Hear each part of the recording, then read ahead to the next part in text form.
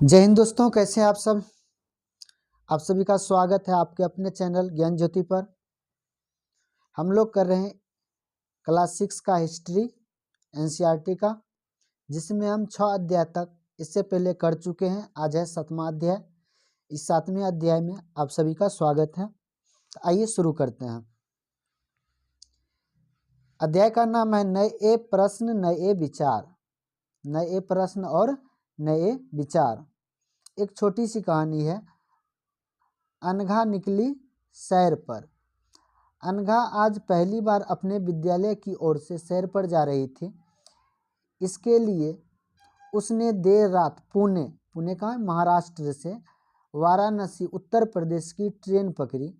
Station पर अनघा को छोड़ने आई उसकी मां ने अध्यापिका से कहा, बच्चों को बुद्ध के बारे में बताने के साथ साथ उन्हें सारनाथ दिखाने भी ले जाइएगा। तो बच्चों को किस चीज़ के बारे में बताया जाएगा? बुद्ध के बारे में बताया जाएगा और बुद्ध से संबंधित स्थल सारनाथ को दिखाने की बात की जा रही है। तो यहाँ पे है आगे बुद्ध की कहानी। आइए शुरू करते हैं बुद्ध की कहानी। बौद्ध धर्म के संस्थापक सिद्धार्थ थे, जिन्हें गौतम के नाम से भी जाना जाता है। तो बौद्ध धर्म के संस्थापक कौन थे? सिद्धार्थ। इसी का नाम आगे जाकर के बुद्ध कहलाया। उनका जन्म लगभग 2500 वर्ष पूर्व हुआ था। यह वह समय था जब लोगों के जीवन में तेजी से परिवर्तन हो रहे थे। जैसा कि तुमने अध्याय 6 में पढ़ा, महाजनपदों के कुछ राजा इस समय बहुत शक्तिशाली हो गए थे। जैसे मगध के राजा शक्तिशाली हो गए थे, वो आसपास के जनपद पर क्या करना चाहते थे? अधिकार करना चाहते थे, हड़पना चाहते थे। हजारों सालों के बाद फिर से नगर उभर रहे थे। गांवों के जीवन में भी बदलाव आ रहा था। अध्याय 10 को देखो। बहुत से विचारक इन परिवर्तनों को समझने का प्रयास कर रहे थे। वे जीवन के सच्चे अर्थ को भी जानना चाह रहे थे। आगे बुद्ध क्षत्रिय थे। क्वेश्चन बनता है, बुद्ध क्या थे? क्षत्रिय थे तथा शाक्य नामक एक छोटे से गण से संबंधित थे। युवा अवस्था में ही ज्ञान की खोज में उन्होंने घर के सुखों को छोड़ दिया। अनेक वर्षों तक वे भ्रमण करते रहे तथा अन्य विचारकों से मिलकर चर्चा करते रहे। अंततः ज्ञान प्राप्ति के लिए उन्होंने स्वयं ही रास्ता ढूंढने का निश्चय किया। इसके लिए उन्होंने बोध गया, जो कि बिहार में है, एक पीपल के नीचे कई दिनों तक तपस्या की। अंततः उन्हें ज्ञान प्राप्त हुआ। इसके बाद से वे बुद्ध के रूप में जाने गए। यहाँ से वे वाराणसी के निकट स्थित सारनाथ गए, जहाँ उन्होंने पहली बार उपदेश दिया। तो क्वेश्चन बनता है, बुद्ध ने सर्वप्रथम अपना उपदेश कहाँ पे दिया था? तो वो दिया था कहाँ पे? सारनाथ में। कुशीनाराम में मृत्यु से पहले का शेष जीवन उन्होंने पैदल ही एक स्थान से दूसरे स्थान की यात्रा करने और लोगों को शिक्षा देने में व्यतीत किया। तो अपना जीवन उसके बाद मृत्यु से पहले अपना जीवन कैसे व्यतीत किया? एक जगह से दूसरे जगह घूम करके लोगों को क्या कर देते थे? उपदेश देते थे, शिक्षा देते थे। उसकी मृत्यु कहाँ पे हुआ? कुशीनाराम में उसकी मृत्यु हुई। किसकी? बुद्ध की। आइए आगे क्या है।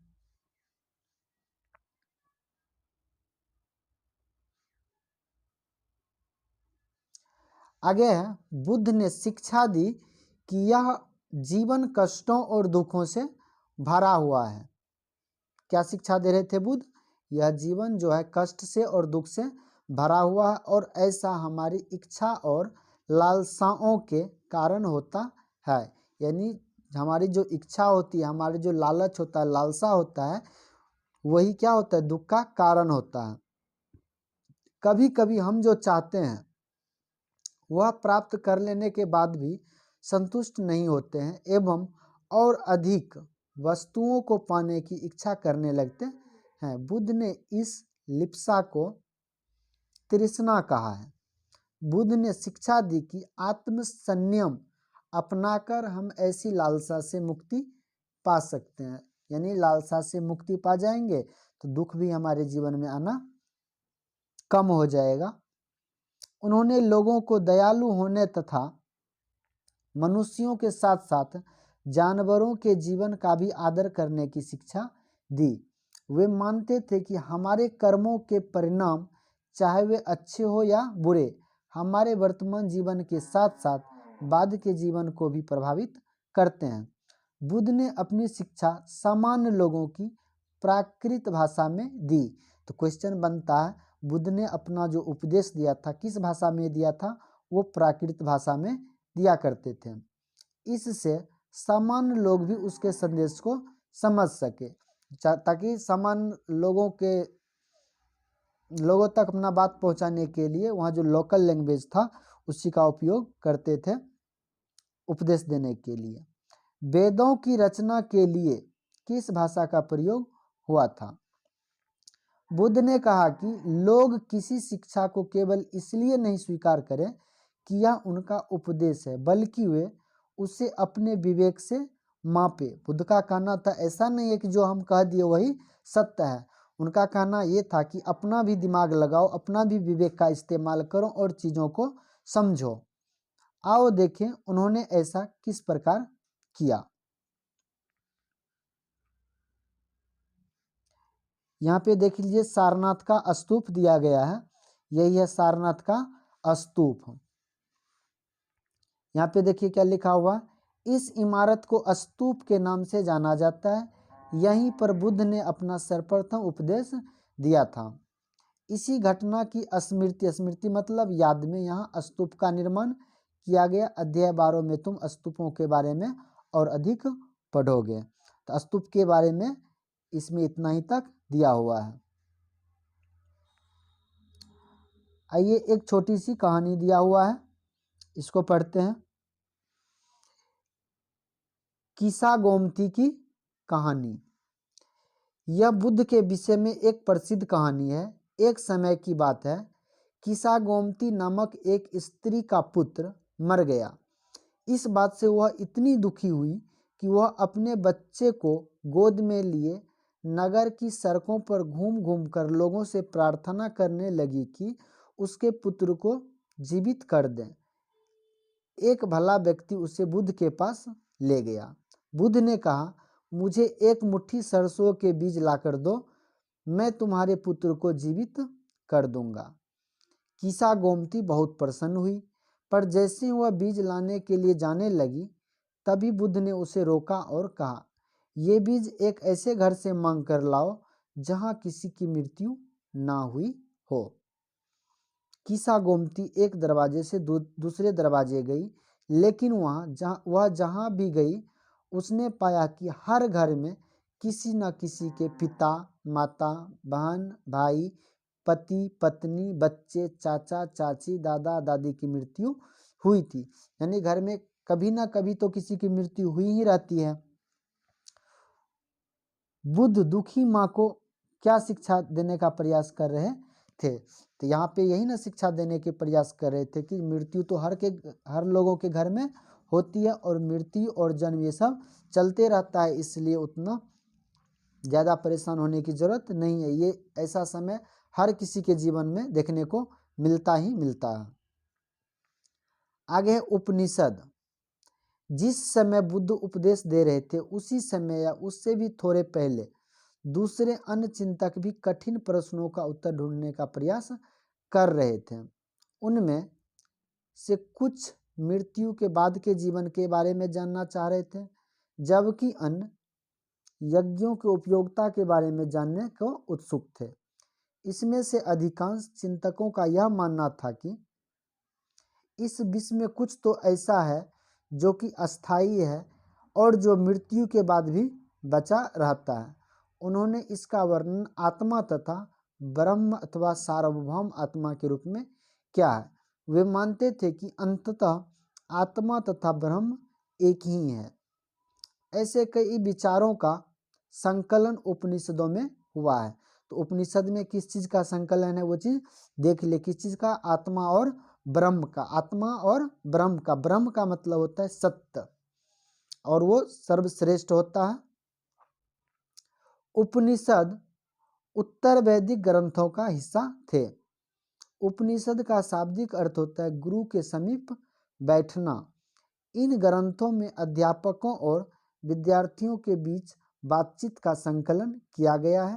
प्रायः ये विचार सामान्य वार्तालाप के स्वरूप में प्रस्तुत किए गए हैं। आगे एक छोटी सी कहानी और जो है बुद्धिमान भिखारी। यह वार्तालाप छांदोग्य उपनिषद नामक प्रसिद्ध उपनिषद की एक कहानी पर आधारित है। शौनक व अभिप्रतारिण नामक दो ऋषि सार्वभौम आत्मा की उपासना करते थे। एक बार ज्यों ही वे भोजन करने के लिए बैठे, एक भिखारी आया और भोजन मांगने लगा। शौनक ने कहा, हम तुम्हें कुछ नहीं दे सकते। भिखारी ने पूछा, विद्वजन आप किसकी उपासना करते हैं? अभिप्रतारिण ने उत्तर दिया, सार्वभौम आत्मा की। ओह, इसका मतलब आप यह जानते हैं कि यह सार्वभौम आत्मा संपूर्ण विश्व में विद्यमान है? ऋषियों ने कहा, हाँ हाँ, हम यह जानते हैं। भिखारी ने फिर पूछा, अगर यह सार्वभौम आत्मा संपूर्ण विश्व में विद्यमान है तो यह मेरे अंदर भी विद्यमान है। मैं कौन हूँ? मैं इस विश्व का एक भाग ही तो हूँ। तुम सत्य बोलते हो, युवा ब्राह्मण ने ऐसा जवाब दिया। इसलिए हे ऋषियों, मुझे भोजन न देकर आप उस सार्वभौम आत्मा को भोजन देने से मना कर रहे हैं। भिखारी की बात की सच्चाई जानकर ऋषियों ने उन्हें भोजन दे दिया। भिखारी ने भोजन पाने के लिए ऋषियों को किस तरह से मनाया?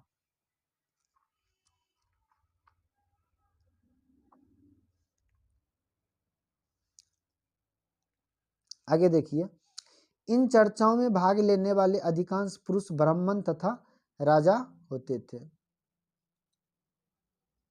कभी कभी गार्गी जैसे स्त्री विचारकों का भी उल्लेख मिलता है। गार्गी कौन थी? एक विदुषी थी।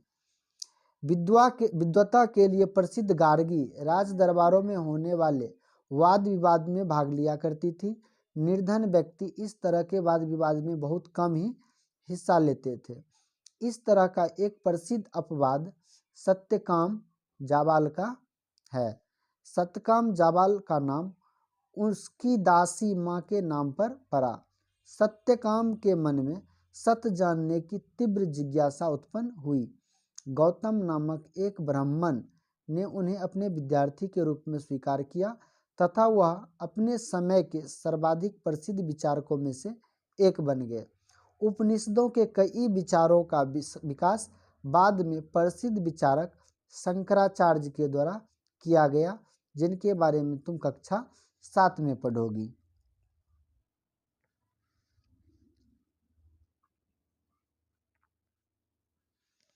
आगे है व्याकरण विद पाणिनि। इस युग में कुछ अन्य विद्वान भी खोज कर रहे थे। उन्हीं प्रसिद्ध विद्वानों में एक पाणिनि ने संस्कृत भाषा के व्याकरण की रचना की। ये क्वेश्चन तो काफी इम्पोर्टेंट है। संस्कृत व्याकरण की रचना सर्वप्रथम किसने की थी? पाणिनि ने किया था। उन्होंने स्वरों तथा व्यंजनों को एक विशेष क्रम में रखकर उसके आधार पर सूत्रों की रचना की। ये सूत्र बीज गणित के सूत्र से काफी मिलते जुलते हैं। इसका प्रयोग कर उन्होंने संस्कृत भाषा के प्रयोगों के नियम लघु सूत्रों के रूप में लिखे। आगे है जैन धर्म।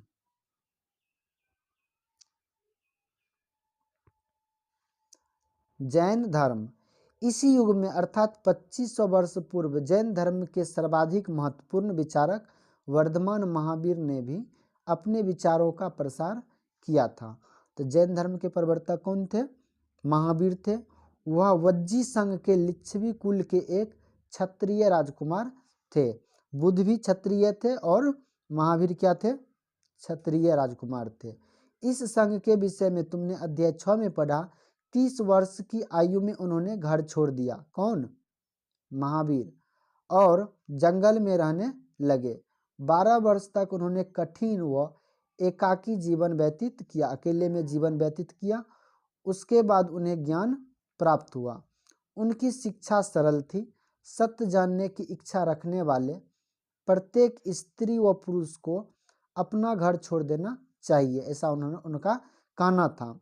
उन्होंने अहिंसा के नियमों का कड़ाई से पालन करना चाहिए, अर्थात किसी भी जीव को न कष्ट देना चाहिए और न ही उसकी हत्या करनी चाहिए। महावीर का कहना था, सभी जीव जीना चाहते हैं, सभी के लिए जीवन प्रिय है। महावीर ने अपनी शिक्षा प्राकृत में दी। यही कारण है कि साधारण जन भी उनके तथा उनके अनुयायियों की शिक्षाओं को समझ सके। देश के अलग अलग हिस्सों में प्राकृत के अलग अलग रूप प्रचलित थे। प्रचलन क्षेत्र के आधार पर ही उनके अलग अलग नाम थे। जैसे मगध में बोली जाने वाले प्राकृत मगधी कहलाती थी। मगध में जो बोला जाता उस भाषा को क्या कहते थे? मगधी कहते थे। जैन नाम से जाने गए महावीर के अनुयायियों को भोजन के लिए भिक्षा मांगकर सदा जीवन बिताना होता था। उन्हें पूरी तरह से ईमानदार होना पड़ता था तथा चोरी न करने की उन्हें सख्त हिदायत दी थी। उन्हें ब्रह्मचर्य का पालन करना होता था। पुरुषों को वस्त्र सहित सब कुछ त्याग करना पड़ता था। ऐसी मान्यता किसमें था? जैन धर्म में था। यहाँ पे देख लिए जैन धर्म के बारे में कुछ दिया गया है। जैन शब्द जिन शब्द से निकला, जिसका अर्थ होता है विजेता। महावीर के लिए जिन शब्द का प्रयोग क्यों हुआ?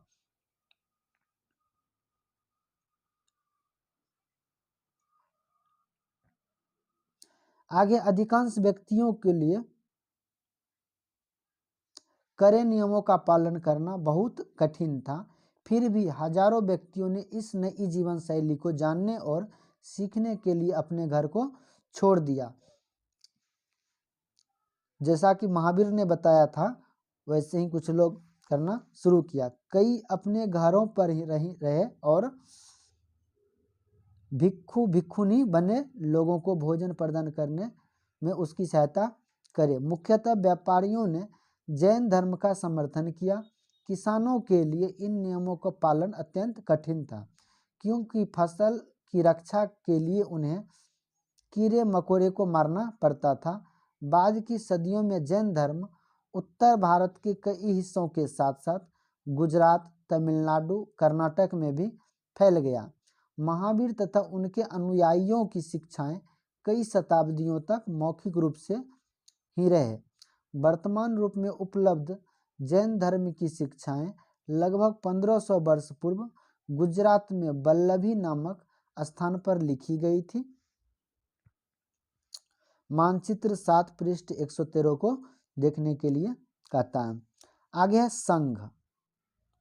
महावीर तथा बुद्ध दोनों का ही मानना था कि घर का त्याग करने पर ही सच्चे ज्ञान की प्राप्ति हो सकती है।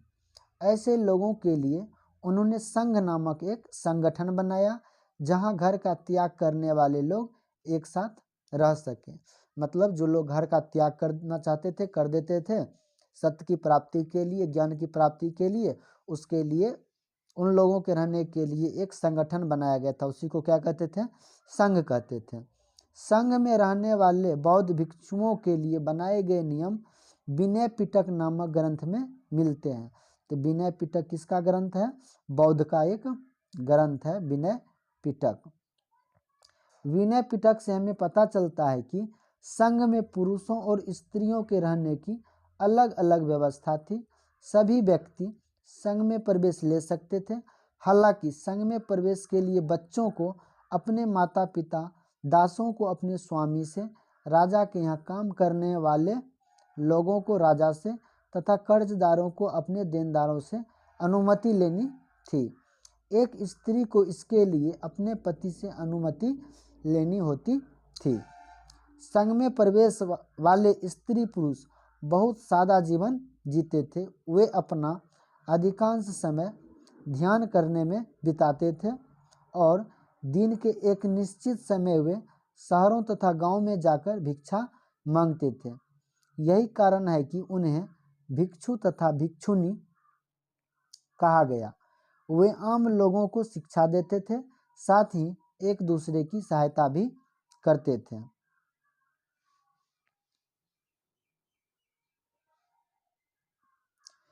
आगे है, किसी तरह की आपसी लड़ाई का निपटारा करने के लिए वे प्रायः बैठकों भी किया करते थे।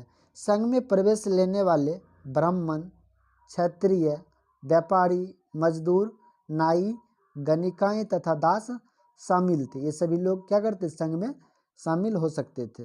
इसमें से कई लोगों ने बुद्ध की शिक्षाओं के विषय में लिखा तथा कुछ लोगों ने संघ में अपने जीवन के विषय में सुंदर कविताओं की रचना की। यहाँ पे देखिए क्या लिखा हुआ है, पहाड़ी को काटकर बनाई गई एक गुफा, यह कार्ले वर्तमान महाराष्ट्र में स्थित एक गुफा है। भिक्षु भिक्षुनी इन शरण स्थलों में रहकर ध्यान किया करते थे। यह एक गुफा, इसमें क्या करता था, भिक्षु और भिक्षुनी यहाँ रह करके क्या करते थे, ध्यान किया करते थे। कहाँ पे है वो, महाराष्ट्र में। आगे है विहार। जैन तथा बौद्ध भिक्षुओं पूरे साल एक स्थान से दूसरे स्थान घूमते हुए उपदेश दिया करते थे। केवल वर्षा ऋतु में जब यात्रा करना कठिन हो जाता था तो वे एक स्थान पर ही निवास करते थे। ऐसे समय वो अपने अनुयायियों के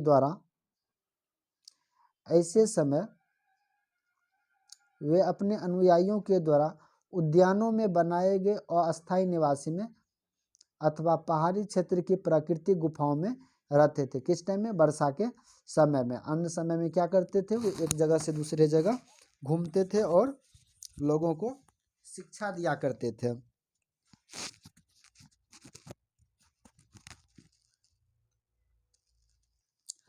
आगे जैसे जैसे समय बीतता गया, भिक्षु भिक्षुणियों ने स्वयं तथा उसके समर्थकों ने अधिक अस्थायी शरण स्थलों की आवश्यकता का अनुभव किया। तब कई शरण स्थल बनाए गए जिन्हें विहार कहा गया। आरंभिक विहार लकड़ी के बनाए गए तथा बाद में इसके निर्माण में ईंटों का प्रयोग होने लगा। पश्चिमी भारत में विशेषकर कुछ विहार पहाड़ियों को खोदकर बनाए गए थे। तो विहार का अर्थ क्या होता था, जहाँ बौद्ध भिक्षु और भिक्षुनी रहा करते थे, उसी को क्या कहते हैं, विहार कहते हैं।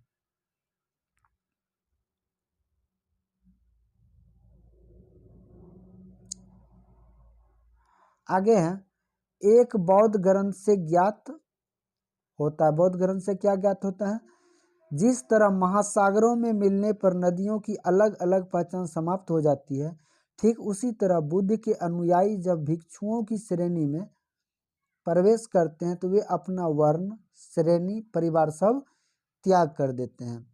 प्रायः किसी धनी व्यापारी, राजा अथवा भूस्वामी द्वारा दान में दी गई भूमि पर विहार का निर्माण होता था।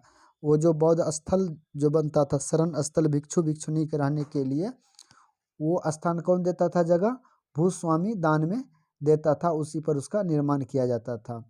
स्थानीय व्यक्ति भिक्षु भिक्षुनियों के लिए भोजन, वस्त्र तथा दवाइयाँ लेकर आते थे, जिसके बदले ये भिक्षु और भिक्षुनी लोगों को शिक्षा देते थे।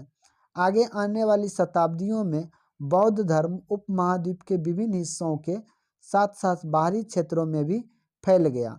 अध्याय 10 में तुम्हें इसके बारे में और अधिक पढ़ोगे।